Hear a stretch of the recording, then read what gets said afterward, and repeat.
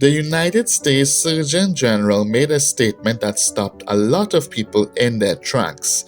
He said loneliness is as dangerous to your health as smoking 15 cigarettes a day, not 10, but 15. And the strangest part, most of the people he was talking about are not sitting in a room alone.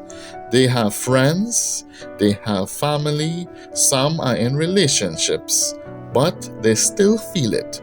That quiet ache, that feeling of not quite being seen. So, what is actually going on? Loneliness is not about how many people are around you, it is about how connected you feel to them.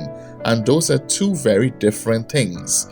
You can be in a room full of people and feel completely invisible. You can be texting someone and still feel totally alone. That gap between being around people and actually feeling connected, that is where loneliness lives. Psychologists have a name for what we actually need. It is called felt belonging. Not just being included, not just being invited, but feeling like someone genuinely sees you, knows you, and gets you. When that is missing, your brain registers it as a threat, and not a small one either. Research shows that chronic illness activates the same part of the brain as physical pain. Your body treats disconnection like danger. So, why are so many people feeling this right now?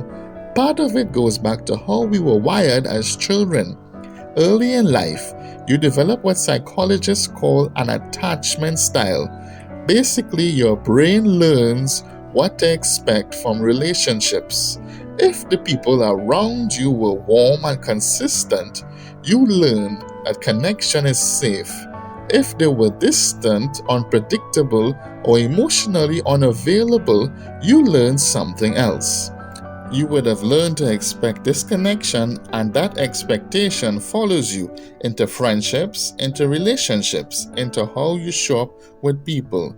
It is not your fault, but it is your pattern. Then add in the world we are living in right now. We are more digitally connected than any generation in history, and somehow more lonely, because likes are not the same as love. Comments are not the same as conversation. Scrolling through someone's highlight reel is not the same as actually knowing them. We have substituted real connection with the appearance of connection, and our brains know the difference. There is also something bigger happening around us. Shared spaces are disappearing. People work from home. Churches are emptying. Community groups are shrinking. The everyday moments where you just ran into people, they are fading. Connection used to happen by accident. Now it takes effort. And most people are too drained to make that effort, so loneliness spreads quietly without anyone really choosing it.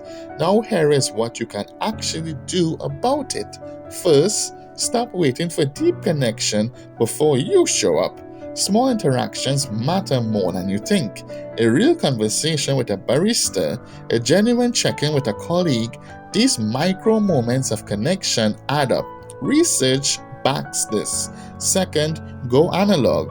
Put your phone down in social situations, not to perform presence, but to actually be present.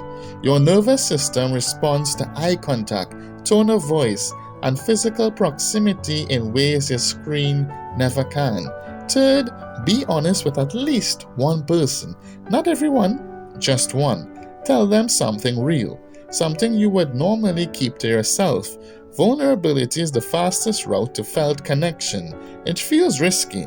That is exactly why it works. And finally, recognize that if you feel this way, you are not broken. You are human in a world that has made connection harder than it should be. That feeling is just a signal, not a life sentence.